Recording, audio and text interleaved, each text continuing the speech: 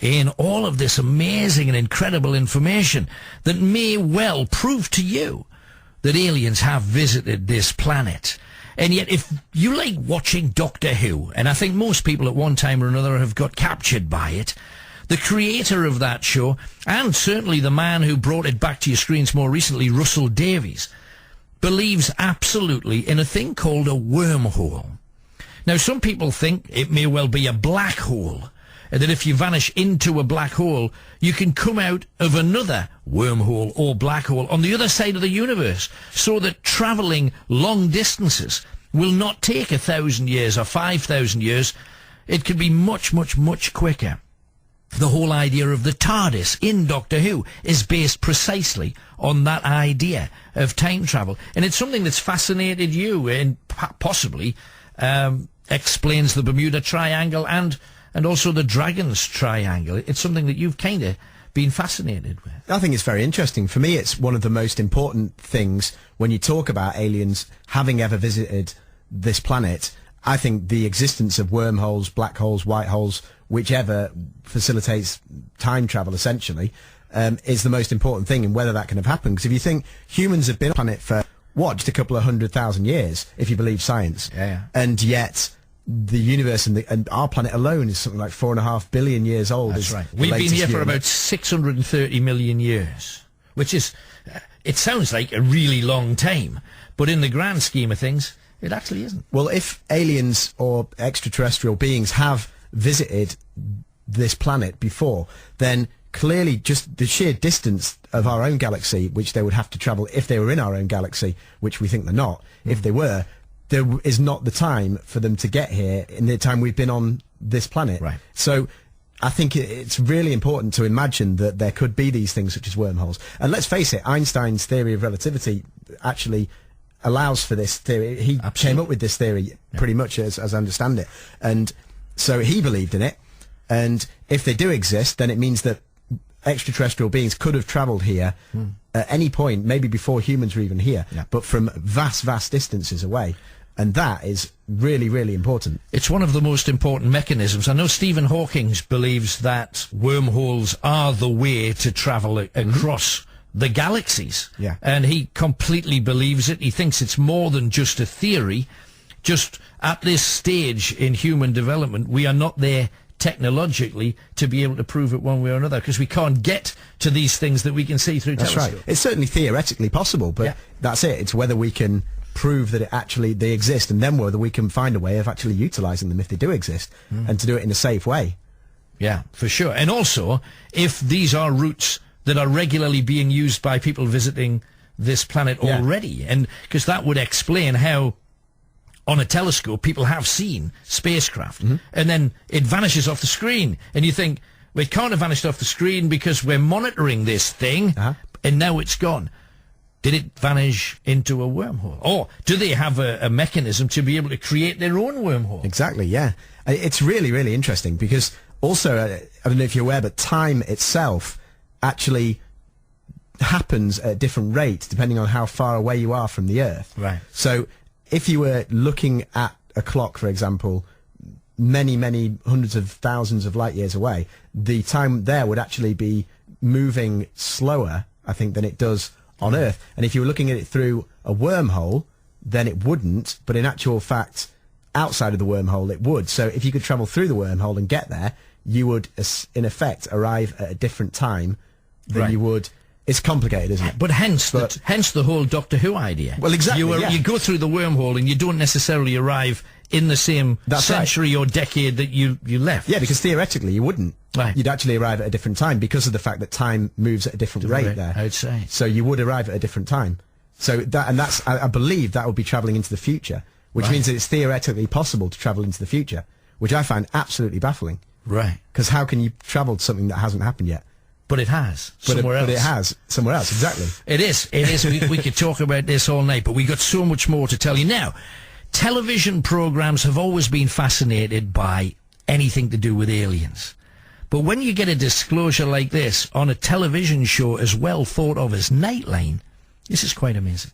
For more than 2 decades, the archives collected dust hidden from the public by the British government.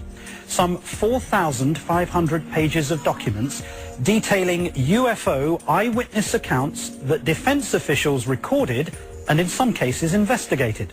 But today, light was shone in a dark place when a portion of that archive was declassified. So, did these documents answer the question, are we really alone?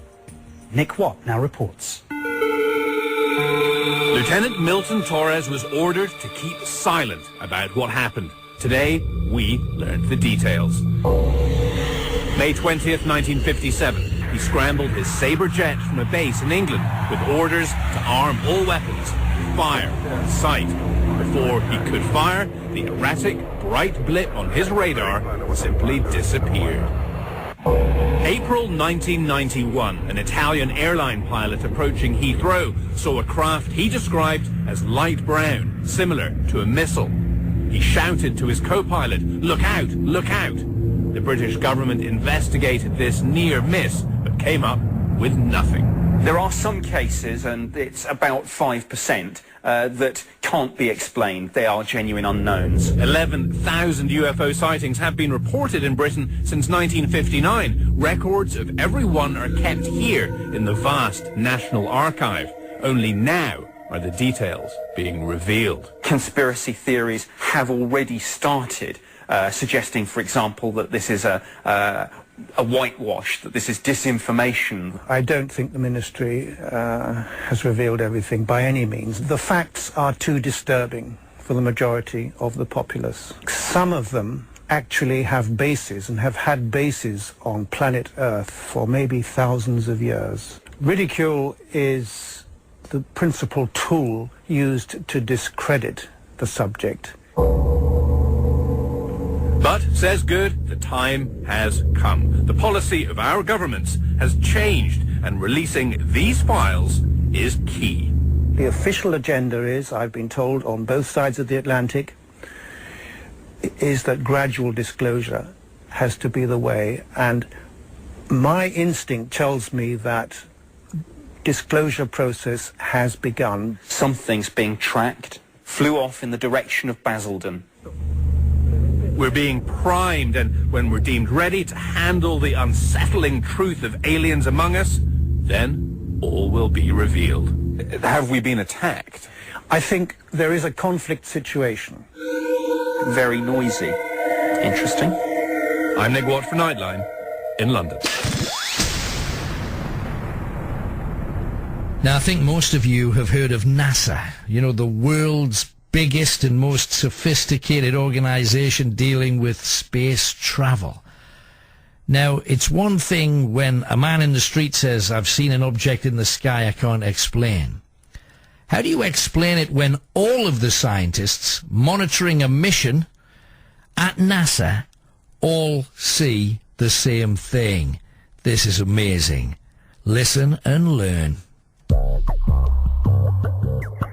The shuttle Columbia in this mission was equipped with a very sophisticated and expensive ultraviolet camera. It was sensitive to the near ultraviolet. And when they were up at 300 miles above the atmosphere, they launched from the Columbia a small satellite with a tether. Not long after it was launched from the Columbia, the tether broke.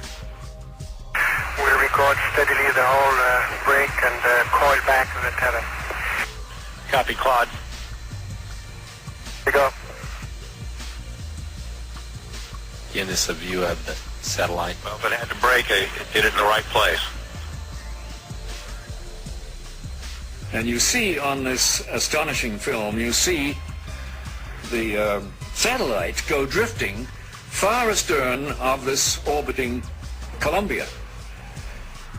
The tether, which is 12 miles long, straightens out into a long white line, which you can see as plainly as could be. Columbia and the satellite now 77 nautical miles apart. Now, while this is all going on, a whole covey of UFOs, perhaps 36 of them, manifest to this ultraviolet camera, and they begin moving around, circulating, looking for all the world like something in an aquarium tank. The satellite Again, just moving into sunrise. Now Houston, of course, down on the ground, is getting this feed from the Columbia, and they asked the astronauts in the shuttle, what can they see? What is it they can see? Guys getting the image? Franklin, we see a long line, a couple of star-like things, and a lot of things swimming in the foreground. Can you describe what you're seeing? Well, the long line is a tether, and there's a little bit of debris that kind of flies with us.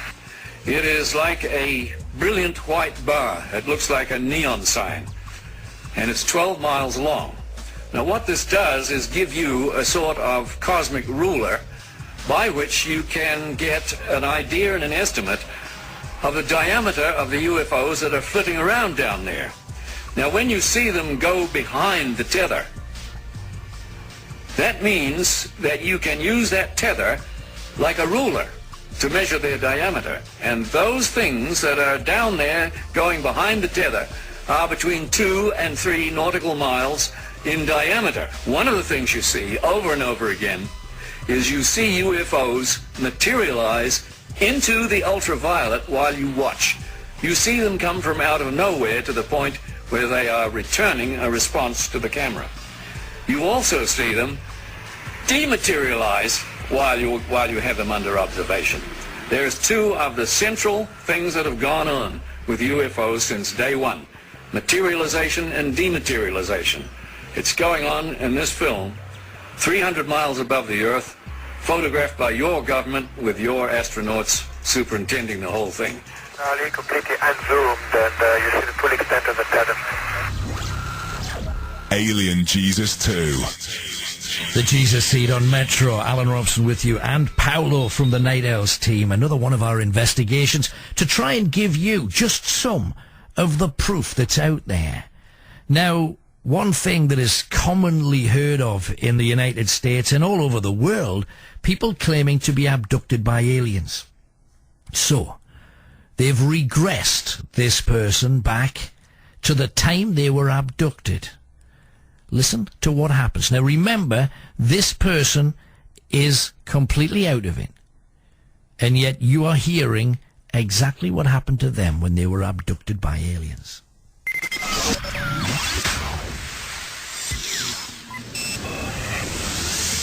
I felt as someone was pounding on my back, and that's all I remembered. After that, everything was, the next thing I knew, I'm running through the living room, and I knew what had happened. I just didn't remember what happened after that. I remember seeing the curtains, like, blow over my head. First there was the pounding on my back, and then I saw the curtains, like, blow over my head. And that was all I remembered up until, and then I consciously remember running through the living room, and I thought my children were gone, because when I went in there, they weren't breathing. What I thought was the bedroom curtain, in actuality, was a nightgown that went over my head. What the pounding on the back was, I don't know. I think on one occasion I actually saw these using their forearms to move more quickly, that they were almost like scurrying, almost like an ape kind of movement. These didn't move that way. I've also seen these sort of, another particular characteristic, I've seen some of them move in like lockstep, like a bunch of them in a row, just moving completely together as if all their movements were completely coordinated. They'll cock their head from side to side, and also if they get excited, these kind of, their head will start like bobbing or wobbling like that. He didn't actually walk. He just seemed to kind of float along, which might be important in the animation. The little ones were not the same. How did the little ones move? As I recall, they moved just kind of like us. They like were doing things, they were busy moving around, whereas he just seemed to flow. He was very, very graceful.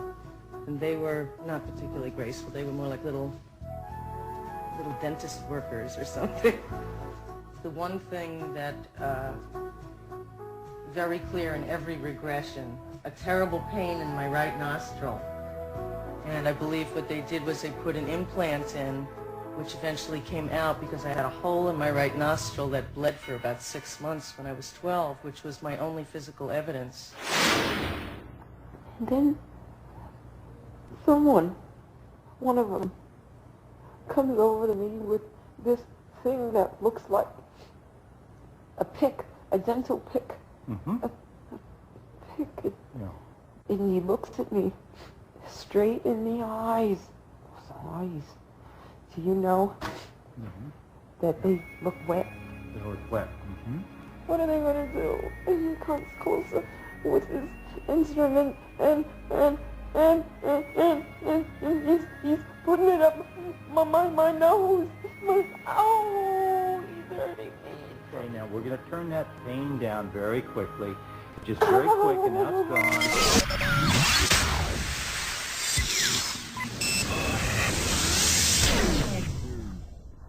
Now, you know, we've been talking about the possibility that back in ancient history, people from other planets, maybe who'd crashed craft here and found themselves isolated, ended up breeding, having sex with the indigenous population. Here's another regression where an alien abductee talks about them having sex with them. And I think that they moved my legs aside too, so it would have better access, but it would come up to about here. Yeah. And then what?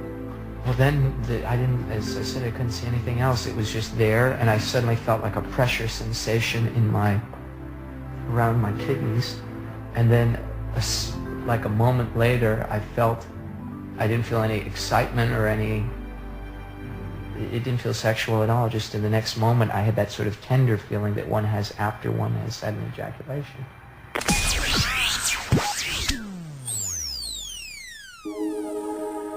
Now, in Alien Jesus 1, you heard a woman being questioned under a truth drug to tell you about her abduction by aliens. And yet, there is one story that no one has been able to pick a hole in. It's the story of Antonio Villas Boas. It started on the 5th of October in 1957. He was going to bed after a party, and they saw an unidentified light in the farmyard below, and it moved up onto the roof of their house. They watched it shine through the slats and the shutters before it left. The second incident happened a couple of days later. They were out ploughing with their tractor and they saw a dazzling light, big and round, 100 yards above them at one end of the field. He went over for a closer look, but as he approached it, the light moved swiftly to the other end of the field, and it did this 2 or 3 times when the young farmer tried to get a closer look at it. And yet the following night, the 15th of October, he was out in the fields again, ploughing alone by the light of his headlights. And at 1 in the morning, he became aware that a big red star seemed to be descending, landing at the end of the field he was working. As it came nearer, he saw that it was a luminous egg-shaped object. Boas sat in his cab, transfixed. He saw the rounded object land in front of him, clustered with purple lights. A huge round light on the side facing him seemed to produce the daylight effect. It stood on 3 shafts or legs. And at this time, the farmer decided to turn his tractor around and drive off. But after about 10 to 20 yards, the engine just stopped. Villas Boas found he couldn't restart it. As he turned, he was astonished to see a strangely garbed individual whose helmeted head reached only to Boas' shoulders. He hit out at his assailant, who was knocked flying, but he was quickly grabbed by 3 other humanoids who lifted him off the ground as he struggled and shouted. He later said this is his description of the incident. I noticed that as they were dragging me towards the machine, my speech seemed to arouse their surprise or curiosity, for they stopped and peered attentively at my face as I spoke. They had not loosened their grip on me. This relieved me a little as to their attentions, but I still didn't stop struggling. At this, he was carried to the spacecraft. A ladder descended from a door, and his captors hoisted him up with great difficulty, especially as he was trying to resist by hanging on to every kind of handrail. In the end, they succeeded. Once inside the machine, Villas Boas found himself in a square room with metallic walls, brightly lit by small high lamps. He was set down on his feet and became aware that there were 5 small beings, 2 of whom were holding him firmly. One signaled that he should be taken through to an adjoining room, which was larger, oval in shape, with a metal column that reached from floor to ceiling, together with a table and some swivel chairs set to one side. A conversation ensued between his captors, who made sounds like dog barks. Boas said, "Those sounds were so totally different from anything I'd heard until now. They were slow barks and yelps, neither very clear nor very hoarse, some longer, some shorter, at times containing several different sounds all at once, and at other times ending in a quaver. But they were simply sounds, animal barks. Nothing could be distinguished that could be taken as the sound of a syllable or a word of a foreign language. Not a thing. To me it all sounded alike, so that I am unable to retain a word of it. I still shudder when I think of those sounds. I can't reproduce them. My voice just isn't made for that." So the strange communication ceased, when all 5 set about him, stripping him of his clothes while he shouted and struggled. The beings were all dressed in tight-fitting grey overalls and had large, broad helmets. The naked, shivering farmer was no warmer in the craft as he lay there, worried to death about what was to happen to him. One of the creatures approached him and with what seemed to be a sort of a wet sponge, rubbed all over Villas Boas' skin. He said the liquid was as clear as water, but quite thick and without a smell. I thought it was some kind of oil, but was wrong, for my skin did not become greasy or oily. He was now led to another door that had an inscription in red over it. He tried to memorize it, and although it meant nothing to him, being written in unknown characters, he brought it back with him. Another being approached him with a sort of chalice from which dangled 2 flexible tubes, one capped with a child's suction arrow that was fixed to his chin. The alarmed Villas Boas watched the chalice fill with what he presumed to be his blood. Suddenly he smelled a strange odour which made him feel sick. Villas Boas rushed to a corner of the room and vomited, and after that he felt a little less frightened. Moments later there was a noise at the door which opened to reveal a woman standing there. The woman walked towards him. Flabbergasted, he realized that she was as naked as he was. The woman, said Villas Boas, was more beautiful than anyone he'd met before. She was shorter than him, her head reaching only to his shoulder. He's 5'5". Her hair was smooth and very fair, almost white as if bleached, parted in the centre. Her eyes were large, blue and elongated, slanted outwards. Her small nose was straight. She had high cheekbones, but as Villas Boas discovered, they were soft and fleshy to the touch. Her face was wide, but narrowed to a markedly pointed chin. Her lips were thin, the mouth almost like a slit, the ears normal but small. The door closed and Villas Boas found himself alone with this woman. She had high, well-separated breasts, her waist slender, her hips wide. He saw too that the hair in her armpits and her pubic hair was blood red. He smelt no perfume on her, apart from a feminine odour. She approached the farmer and rubbed her head against his body. Her body felt as though glued to his, and she made it quite clear what she wanted. His excitement welled up. The sexual act was normal, as was the one that followed, but then she tired and refused further advances. Villas Boas recalled that she never kissed him, but once gently bit him on his chin. Although she never spoke, she grunted, and that nearly spoiled everything, giving the disagreeable impression that he was with an animal. When she was called away by one of the other beings, she turned to Villas Boas, pointed to her belly, and then pointed to the sky. These gestures instilled a great fear in Antonio, a fear that was still with him 4 years after the event, for he interpreted them as meaning she would return to take him away. A doctor calmed him, suggesting she really meant, "I'm going to bear our child, yours and mine, there on my home planet." This led speculation by the farmer that all they wanted was a good stallion to improve their blood stock. He was then told to get dressed. He was taken on a conducted tour around the craft. During this, he tried to steal an instrument for a keepsake, only to be rebuffed angrily by one of the crew. He was invited to go down the ladder back onto solid ground, and from there, he watched the craft rise into the air. It moved slightly to one side, then shot off like a bullet.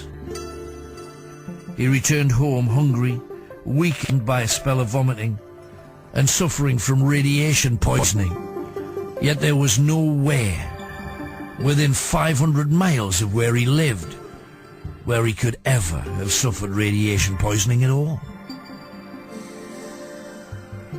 When the doctor examined Villas Boas, Dr. Fontes, he observed 2 small patches, one on each side of the chin, scars of superficial lesions with subcutaneous hemorrhage.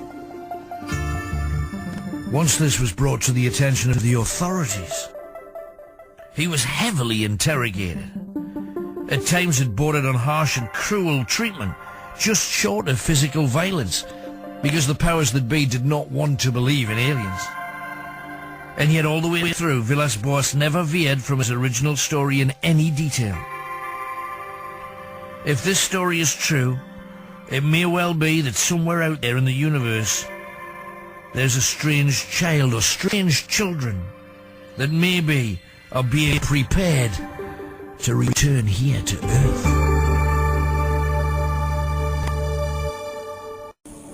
So if a people traveling from the stars can make entire ships and aircraft disappear or be captured within their own craft, it should be no surprise that even before all of the world's holy books were written, throughout China, throughout the Middle East, people have been disappearing. All over the world, people have just vanished, and yet others have been found, often on the wrong continent, with no way of getting to where they were found. In the 9th century, Saint Agobard, the Archbishop of Lyon, wrote, "There is a certain region called Magonia, whence ships come in the clouds. They brought into my presence an assembly of 4 persons, 3 men and a woman, having fallen from the sky ships. We had them held in bonds for days, then presented them before an assembled body of men. After much reasoning, they who brought them forward were confounded." The chronicler Gervase of Tilbury wrote that one morning as the populace came out from Mass, they saw a cloud ship, and a rope from it accidentally became attached to a tomb in the cemetery. A cloud sailor came down the rope hand over hand and freed the anchor. When, however, he had torn the anchor from the tomb, he was caught by those who stood around. in whose arms he gave up the ghost, stifled by the breath of our gross air, even as a shipwrecked mariner is stifled in the sea. Moreover, his fellows above, judging him to be wrecked, cut the cable, left their anchor, and sailed back to the stars, witnessed by over 400 people. Now you might think, okay, these stories were from a long, long time ago. However, there's thousands of them. In every religion, there's stories of people arriving, people going from the skies. One of the best documented stories comes from 1955. Let's bring it up to date. A little man was seen approaching the Sutton family farmhouse near Kelly, north of Hopkinsville in Kentucky. As the creature got within 20 feet of the house, its arms raised, two of the Suttons shot at it. The creature somersaulted with the impact of the bullet, but it seemed unhurt, disappearing into the darkness. But there were more of them, and when the Suttons shot at them too, the bullets ricocheted off them, although they were knocked to the ground. The Suttons' hospitality to these little creatures, approximately 3.5 feet tall, with large eyes, elephantine ears, they just shot the contents of 4 boxes of .22 shells at. Eventually, the Suttons, frightened and alarmed by these strange creatures, abandoned their home and drove to Hopkinsville Police Station, where they arrived in a state of excitement bordering on shock. Investigations later showed that the Suttons were genuinely agitated. The shots had been fired. There was no evidence of drinking. The only conclusion that seemed possible was that the Sutton family, 7 of them, saw what they claimed. What were they? The mystery of appearing people or appearing creatures, which could also explain ghosts, the Loch Ness Monster, the abominable snowman, and all these other things that have been written about for centuries. Now you can think what you like about this, but the one fact that cannot be disputed, for whatever reason, thousands of people have seen and continue to see strange creatures that in our reality are not supposed to exist.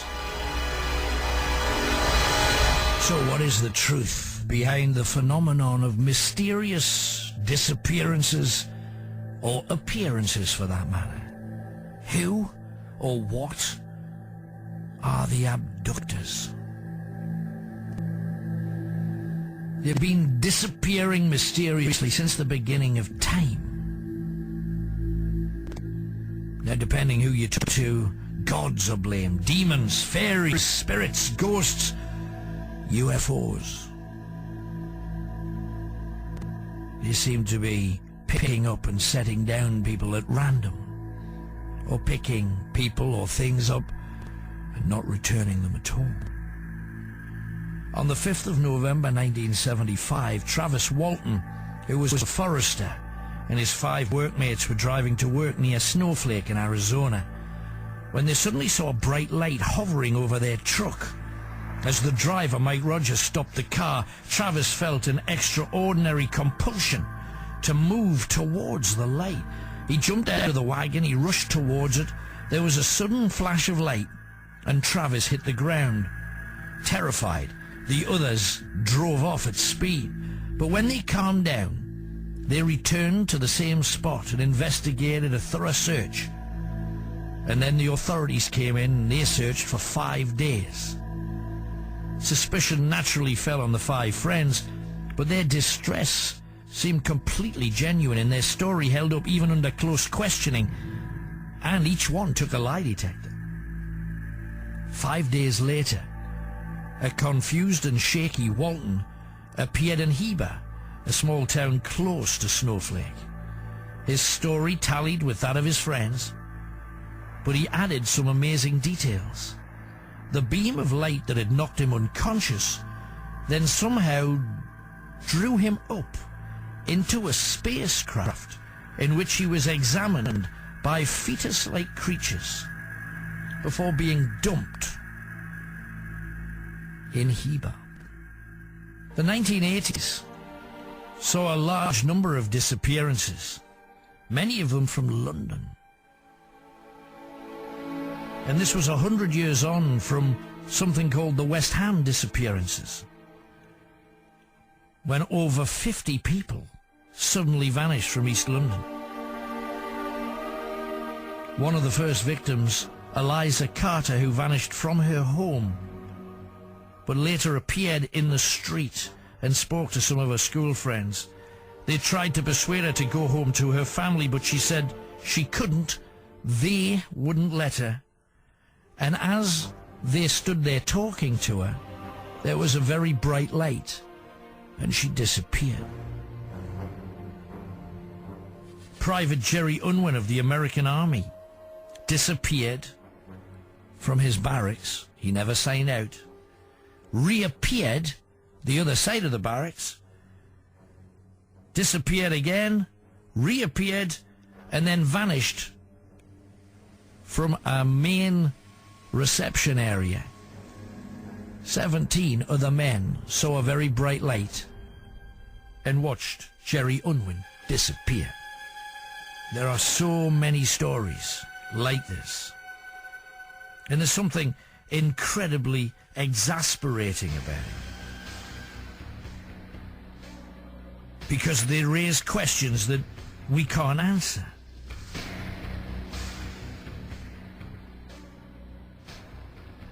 A bright light and then someone disappears. How? Is it teleportation? Did they literally vanish?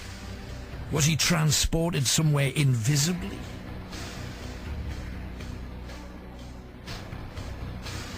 There's so many stories, including the story of Mary Murphy, who was pushing her pram down a street when she became aware that there was something, a very, very bright light in the sky above her. She'd just been talking to people in the local bakery who'd been admiring the baby in the pram, saying how beautiful she was. There was a very, very bright light. And the ladies in the bakery saw the light and saw the woman who'd just left her shop. The bright light struck the pram, and the baby was gone. The women ran out from the bakery to see if their customer was okay. And when they looked into the pram, the child's bedclothes were slightly scorched, but there was no sign of the baby. Alien Jesus 2, The Jesus Seed, Metro Radio. A man by the name of Wayne C. Clark claimed that he was regularly abducted by aliens.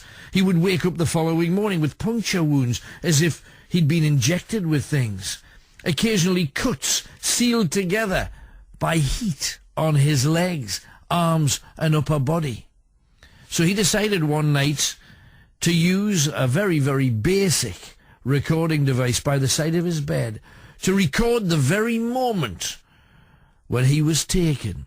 He waited till the third Wednesday of the month, and they came.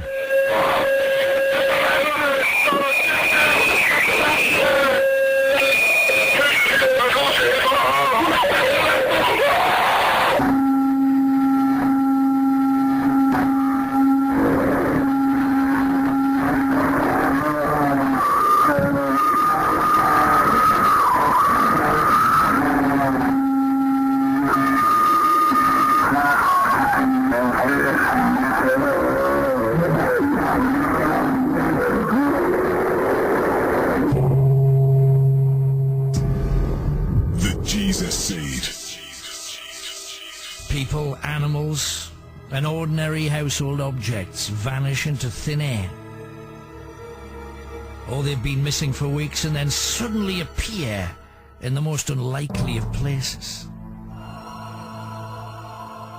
But what of it when living things disappear? Once again, in every holy book ever written, there are hundreds of thousands of stories of people who disappear. But let's get closer to our time. On the 29th of November in 1809, Benjamin Bathurst, an employee of the British Foreign Office, was about to board a coach outside an inn near Berlin. He went to look at the horses and vanished forever. In June 1900, Sherman Church ran into a cotton mill at Augusta Mills near Lake Michigan. He never came out. He was never found again. And in 1974, in Manchester, here in England, 182 pigs, 400 sheep, and 68 heifers vanished from 2 farms on one night. There are not enough vehicles to be able to do that existing in Britain at that time.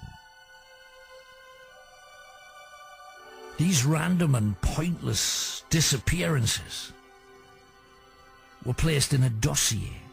The victims, ordinary, normal men and women from the street, none of them particularly interested in the paranormal, none of them particularly practical jokers. This joke was particularly unfunny from a man back in 1655 who was going about his business in Goa, India, when he suddenly found himself back in his birthplace, Portugal. This abrupt return home was witnessed by enough people to ensure that it came to the ears of the Inquisition. On the Thursday night, he posted a letter home. Yet on Friday morning, he was home after going to bed in India that night. When the Inquisition heard this, and he had no explanation for it, they assumed he was a practicing sorcerer. They tried him, and he was burned at the stake for being a witch. Now, a little bit earlier we mentioned the mysterious case of the ship called the Marie Celeste. On the 5th of December 1872, the captain of the brigantine De Gratia sighted a ship sailing so clumsily that he went to investigate. The mystery deepened when he went on board the abandoned Marie Celeste. Although the ship had 1 or 2 signs of normal storm damage, she was absolutely seaworthy. 1 lifeboat had been launched. Rather than having been washed overboard, there were signs that it had been released. But there was still plenty of fresh water aboard, provisions for a good 6 months, all of the crew's clothes, including their oilskins. Now, had there been a storm, they would all have been wearing them. They were all still hanging on their pegs. On 1 bunk, a child's toys lay as if they were left in mid-game. All over that ship, signs of abrupt abandonment. However, the ship's navigation instruments, the log, still remained. The only signs of anything bizarre were 2 long grooves apparently etched into the wood above the waterline, blood-like stains on the deck and on the captain's sword in his deserted cabin, and a mysterious cut as if burned by something not a fire, burnt in a straight line. Now remember, in 1872 there was nothing that could have done that. The ship's rail had a burn cut directly through it, a foot wide. What happened? Did the crew fall victim to illness, insanity, homicide, suicide? Were they abducted by something?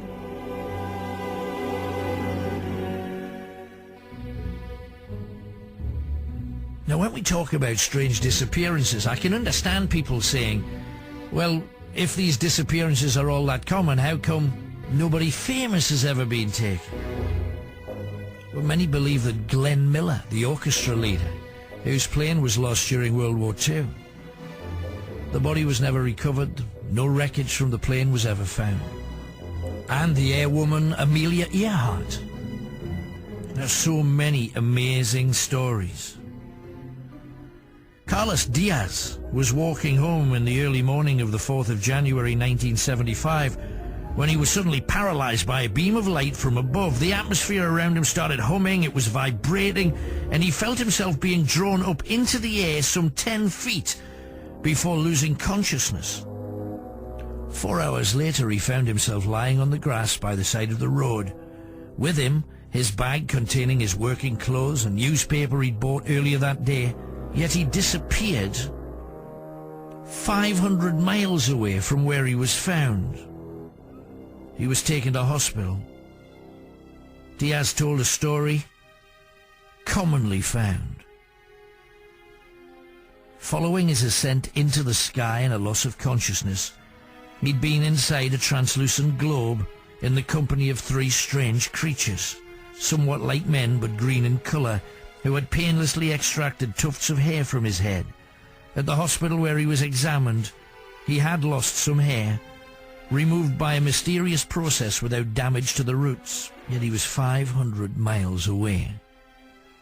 And for him to travel that far, on foot or even by car, would have taken him half the day, especially in Argentina. Oliver Thomas, an 11-year-old Welsh boy, disappeared from outside his house on Christmas Eve 1909.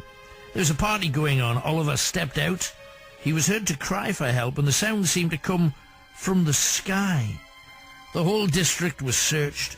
His parents and their guests traced his footprints in the snow to a point 75 yards from the house where they just stopped. Some of the snow in that area had been melted somehow.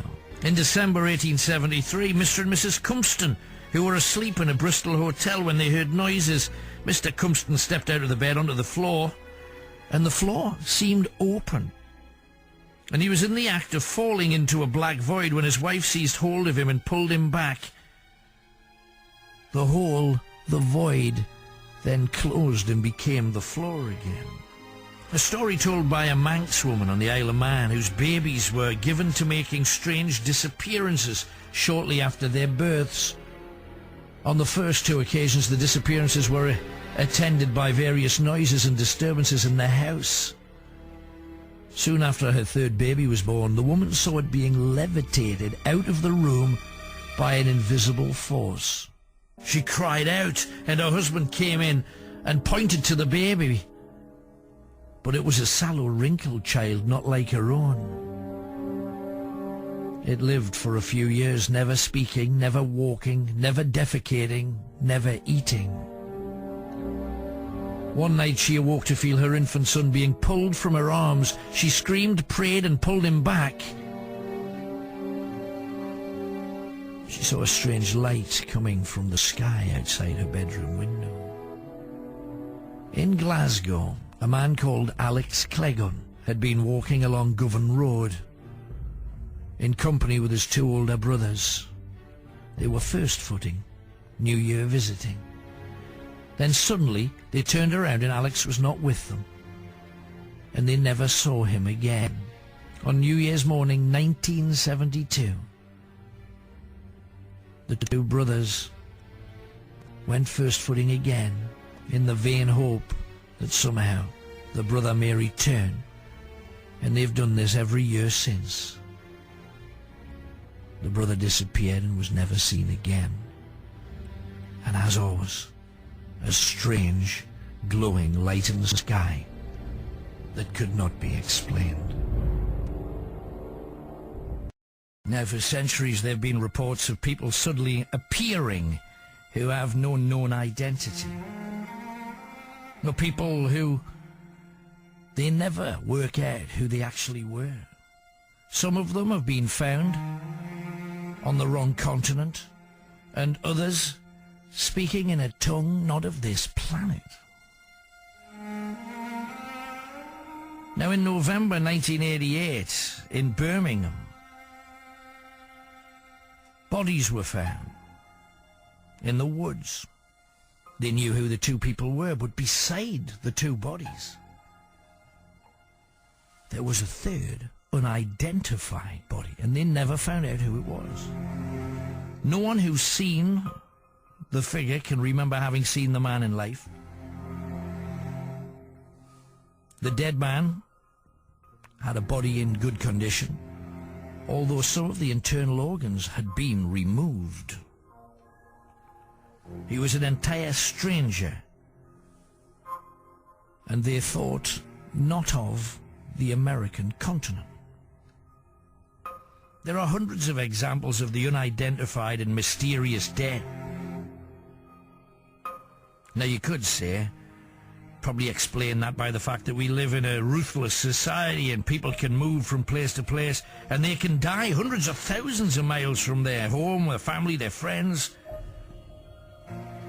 But this doesn't explain all of the peculiar appearances of some of the dead.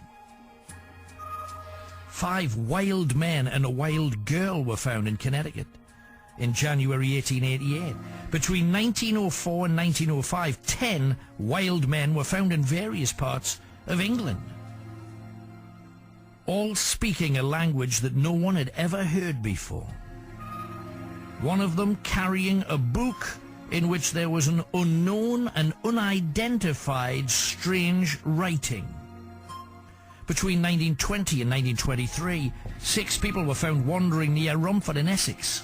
None could say how they got there or tell anything about themselves. They didn't know their own names. In 1923, a naked man thought to be suffering from radioactivity. He suddenly appeared in the high street of Chatham in Kent. He was taken to the infirmary.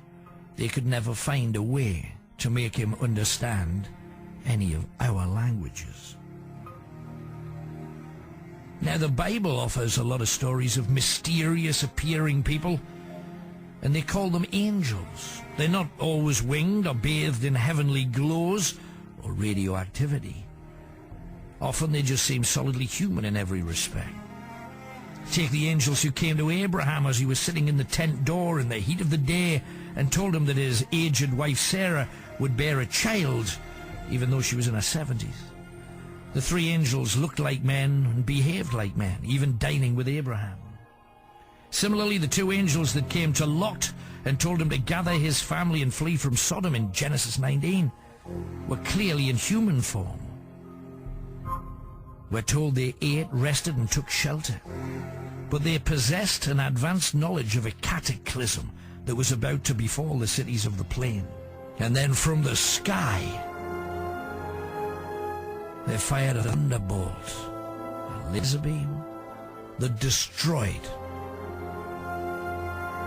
the entire city of Sodom and Gomorrah. Lot's wife was told not to look back, but she did, and was turned into a pillar of salt that was left standing in the desert. Or was it a pillar of ash from the fire from the sky?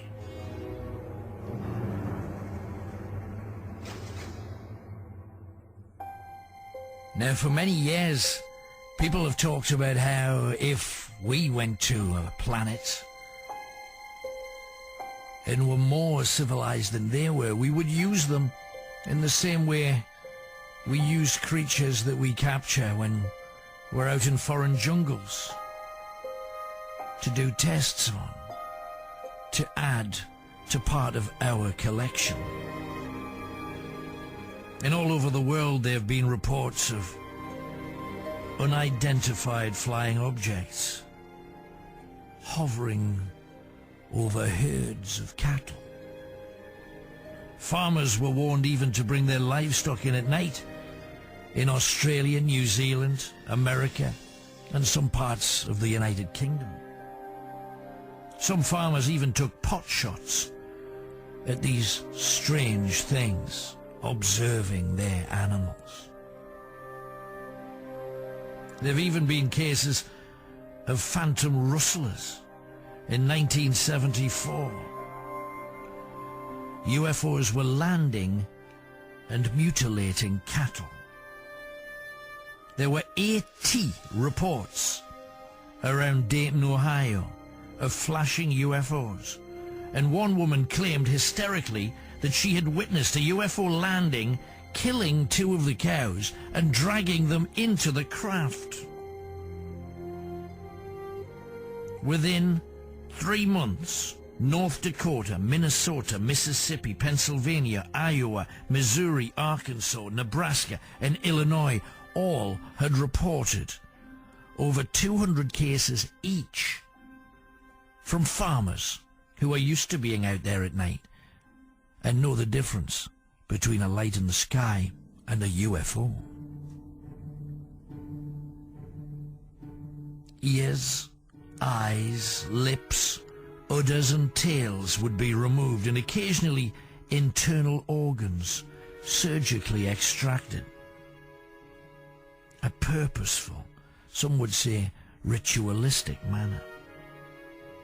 In one case, the intestines had been drawn out through a hole in the cow's side and piled neatly by its head.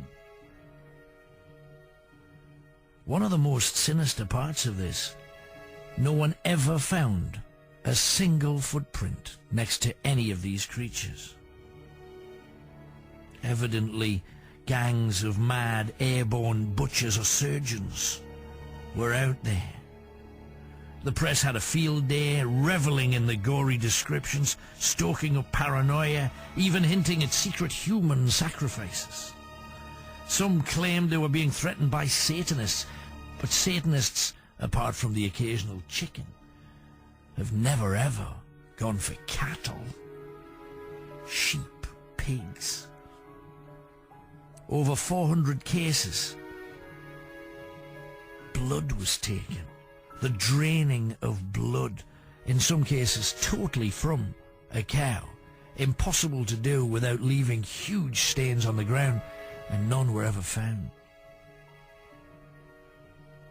There were dreadful animal attacks at Hexham in Northumberland, killing sheep almost every night on both sides of the River Tyne on the same night. And across the winter, slaughter at Gravesend in Kent, Badminton in Gloucestershire. In 1910, something began killing 6 or 7 sheep a night, biting into their necks and sucking their blood, but leaving the bodies untouched. In 1874, sheep were killed in a vampiric manner around Cavan in Ireland. 30 a night had their throats cut and their blood sucked, but no flesh eaten. Wolves were blamed, and yet the last wolf in Ireland was killed in 1712, 160 years earlier. In Wales in 1919, something entered hutches and broke the backs of rabbits, hundreds of them. In 1925, a strange black creature of enormous size tore sheep apart. But it's the UFO link to mutilated or kidnapped animals can be traced back to the rustlers from the land of Magonia in the clouds, and that goes back to the 800s. Sometimes there are features in the mutilations. Backbreaking is common, blood siphoning, the removal of specific organs. The discovery of a pile of heads of 6 cows and horses in a wood near Luton. The eyes had been extracted, the jaws wrenched open, and 2 jawbones removed. Nearby, 2 huge circles of trampled grass. No other tracks. Their heads were heavy enough to have needed 2 people to carry them. No farmer for miles admitted to losing any animals. That case to this day remains unsolved. In 1975, in Bray, Berkshire, sheep stripped of skin and meat from the neck down in a manner that suggested the skin had been flayed by a professional butcher. There had been many other mutilations. Strange craft had been witnessed in the sky in almost every occasion. Some said the attacks were mischievous but deadly. Thousands of creatures had been stolen or had had their organs taken away. There was an amazing incident in North Lincolnshire on the 28th of January 1905, because in 7 minutes 225 chickens were taken. The farmer went in, checked his birds, went out to his farmhouse, had a drink, returned 7 minutes later, and 225 of his birds had been killed in sadistic ways. In every single case, the birds were killed in the same way. The skin from around the neck, from the head to the breast, had been pulled off, and the windpipe drawn from its throat and snapped. For half a dozen people to do this would have taken hours. Yet it happened to 225 birds in 7 minutes. There is no natural, no human explanation for this.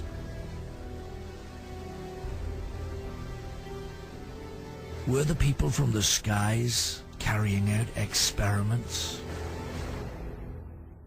Do you remember the fabulous hits I Want to Know What Love Is, Waiting for a Girl Like You? Some beautiful songs from Foreigner, recently back together, and even they have experienced the strangest of the strange.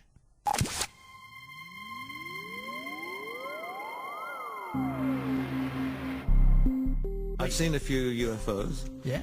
Definitely, or sightings, you know, of unusual stuff. And I was way in the middle of the jungle in the Amazon once, and staying at this sort of missionary area with where they had these nuns, and we were talking about it over dinner one night, and I asked them, you know, because it's renowned in that area that they do have a lot of these objects, and they said, so I was trying to explain, they only spoke Portuguese, but somebody kind of translated it, and so I said, do you ever see anything in the sky, you know, unusual? And they said, well, you mean those kind of things that come, the big lights, and then they hover, and then they, you know, and they disappear? Yeah. That's the kind of thing I'm talking about. And apparently this was like, happened all the time. Just very bizarre happenings, you know. The Jesus Seed. In Ohio, a man by the name of Neville came home one day and found something rooting around in his kitchen. He grabbed it, thinking it was some kind of animal, and pushed it into his freezer. As he did so, there was a horrific noise that seemed to almost knock him backwards. He explains how, after he'd hurled it in the freezer and shut the lid, well, at some point you've got to go back and have another look. I opened the freezer so that I could know that I was not imagining this. And the same thing happened. And when the freezer was opened, this thing let out a scream like I have never heard before. It literally, the force of the sound made you feel like something was pushing against your chest. The air around it as it screams actually bubbles and moves. It felt like the air was moving. God. And at that time, it was just, you know, open and closed. And later on, I felt like I had to try to document this. Of course. So I took my camera and I took the recorder and I turned it on and I again opened the freezer, and that's when I recorded this sound. Would you play the sound for us once again, please? Yes, I will. Hold on. Okay. Here it comes.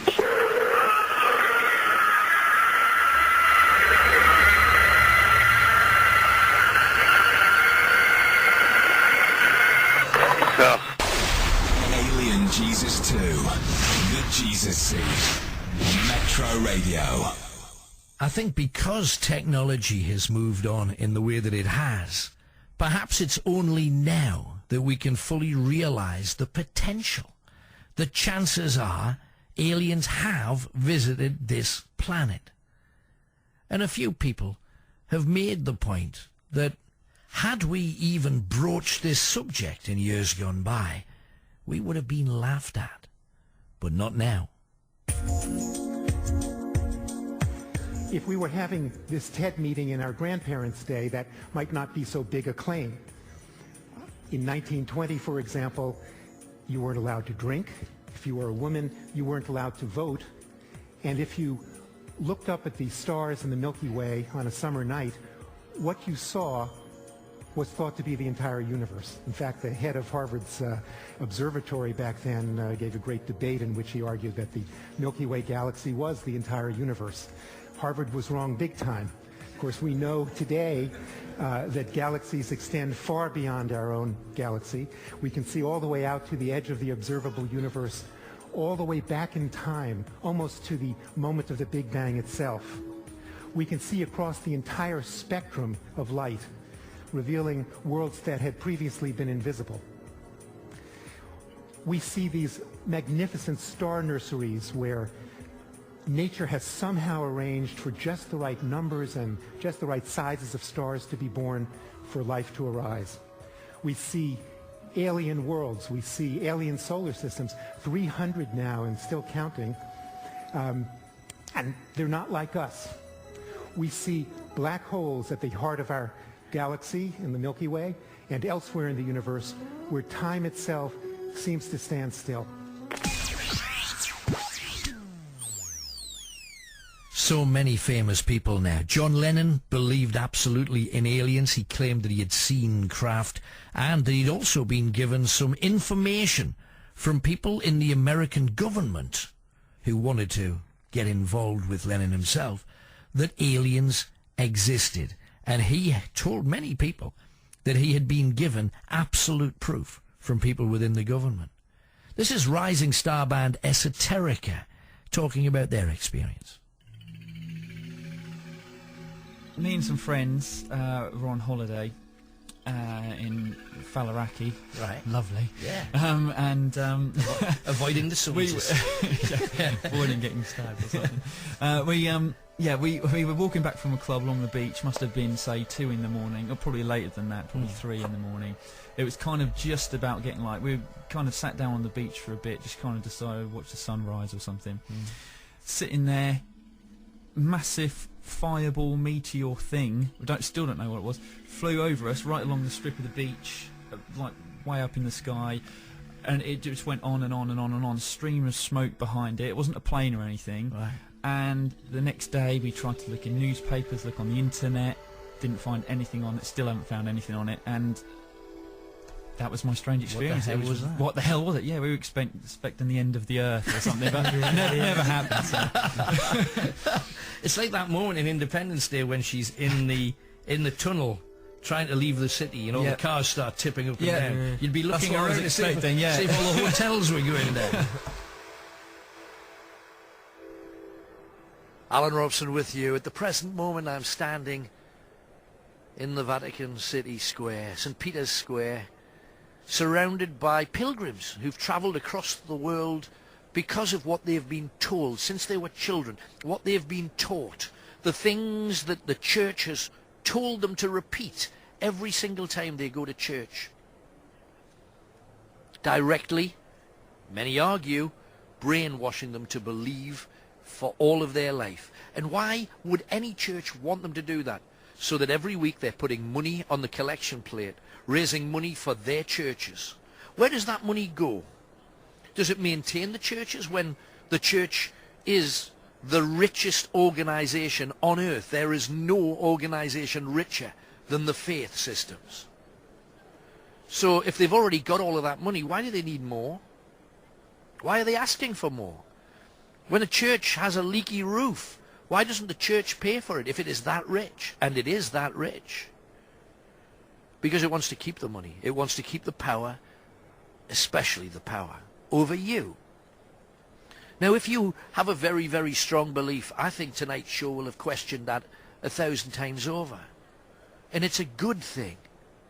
It's a healthy thing to question everything, always. But if you have a very strong belief, I respect that belief.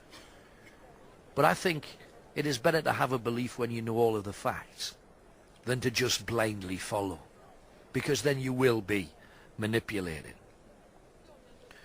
Now, just for one moment, imagine that we were all created by some sort of extraterrestrial intervention. Let's face it, we still haven't found the missing link yet. And do you know, this is the only theory that fits all of the ancient faiths' histories. The most ancient histories, not the Christian ones, that's quite a recent one. China, 60 to 70,000 years ago. The Sumerians, the Greeks, the Romans, Buddhists, Hindus, Sikhs, Islam. They all have stories of air travelers. Ghosts and spirits too. Science shoots it down as much as it can, and it can shoot down a lot because of how the scribes did not translate everything accurately. They all wrote what fit their own faith. They all spun it to fit. Historians have always done this, usually to fit their national bias. But as soon as organized religion appeared, they were retranslated to fit that belief system. Let me just explain that simply. They lied to you. If you believe every single thing that you see written in a newspaper, you'd be an idiot, because they lie to you. They put spin on things. They put bias on things to affect how you think. And this is no different. So when I float an idea, I don't say this is what happened, because I don't know. For centuries we've been conned and treated like idiots, told what to believe, how to believe, and usually when to give our money, by people who need control over as many of you as possible. Now, I'm not going to lie to you. That's what people have done to you all your lives. Instead, I'm just throwing open a challenge to all faith systems, and even those people who believe in Charles Darwin, the Big Bang, and creationism. What if we are the result of alien genetic engineering? Let's face it, nobody can explain the massive glut of inventions that burst out in the 1950s. Last time on Alien Jesus we talked about reverse engineering of alien technology, and no one has come up with any other possible suggestion. And let's go back to real ancient histories. The Gnostics were early Christians. They lived 400 years before the Bible was written. Matthew, Mark, Luke and the rest had all been dead 340 years before the first books of the Bible were written. How did they write in it then? They didn't. It was a document of propaganda for the first semblance of organized Christianity that needed money so they could live well. And don't kid yourself that this was for the betterment of man. It wasn't to help the poor. It was just simply so they could be rich and live like kings and own most of the land. And they did. Now the Gnostics soon realized that Jehovah, the God of the Hebrews, was not Jesus' father. The Hebrew God was a God of fear. Jesus' dad was a God of love. And Jesus, not at one point ever, referred to his father as Jehovah, because he wasn't. Yet once the Bible was written, they ignored that. According to the actual writings, there were over 70 gods from the sky. And they ignored all of these gods. They ignored all of the written proof. Now remember, much of Jesus' life isn't written at all, except for 400 years later. But all the proof that existed about these 70 gods from the sky, they ignored. And they chose to amalgamate all of these creatures together into one supreme being. In 120 AD, Saturninus decided to do that too. He taught his Syrian Christian community about the one God who came from the skies in a craft of silver. Now when they wrote his history, they dropped the phrase craft of silver, changing it to from heaven. He came from heaven. Now that is deception, plainly. In recent years, we've found signs of water on the moon. We've found signs of water on Mars. Now, if they discovered one single bacterium anywhere other than on Earth, the entire spiritual faith system on our planet would have to be totally reconsidered. Every single holy book, every single one claims Earth to be the only place with life. And if one lie can be proven absolutely, then all the rest would be questioned. Well, now they have proof of water on Mars, albeit in the form of permafrost. Nowadays, most scholars accept as a certainty that there is life elsewhere in our solar system. Our planetary system is the equivalent of a back garden of a house in Sunderland, next to that massive expanse out there. And whether you realise it or not, we're now in a race to find life elsewhere. And if the science behind wormholes is correct, we have the mechanism to travel immense distances within our lifetime. Once again, conspiracy theories abound, including the one about the Martian soil returned to Earth on the robotic 1976 Viking mission. To examine that soil, it would prove there had been life there and water there. The soil was tested thoroughly, and then the soil disappeared. A scientist, who just happened to be a staunch Catholic, told us that the tests were inconclusive. Now, there were either simple microbes there, or there were no simple microbes there. There can be no inconclusive test of that sort. There either was life or there wasn't. Perhaps to explain this, you must realise that people who have spoken out against the established faith have almost always been murdered. Do you remember that author from Amsterdam when we were over there, who decided to check the Bible for mistakes, wrong dates, incorrect facts, and he discovered 75,000, and some of them massive mistakes, including how King Herod was dead when the Bible tells of him killing all the newborn.